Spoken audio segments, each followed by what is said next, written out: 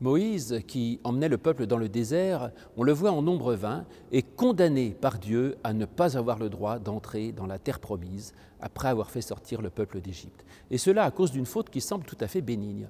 En effet, le peuple avait soif, murmurait contre Moïse et contre Dieu. Dieu lui dit « Parle au rocher, fais jaillir de l'eau pour abreuver le peuple ».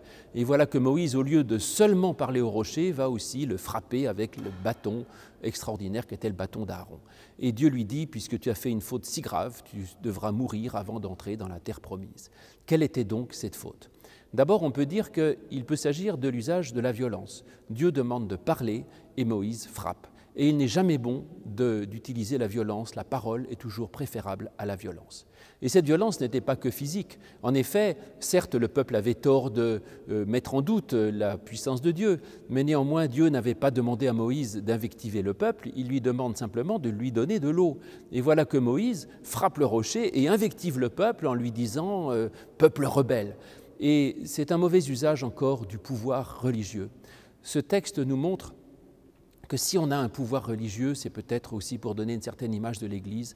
Ce n'est pas pour invectiver le peuple, ce n'est pas pour le traiter de pécheur, pour lui montrer tous ses péchés, tous ses problèmes, toutes ses errances, mais tout ce que l'on demande aux serviteurs de Dieu, c'est de donner la grâce de Dieu, d'annoncer la grâce et d'annoncer que Dieu est source d'eau vive.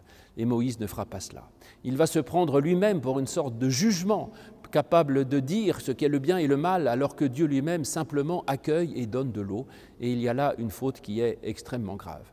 Et puis probablement aussi que dans ce passage, Dieu fait passer Moïse et donc le peuple à une religion beaucoup plus élaborée.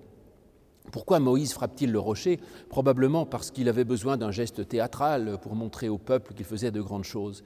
Et là, Dieu essaye de montrer à Moïse qu'il faut passer à une religion plus intellectualisée, une religion de la parole plus que celle des gestes.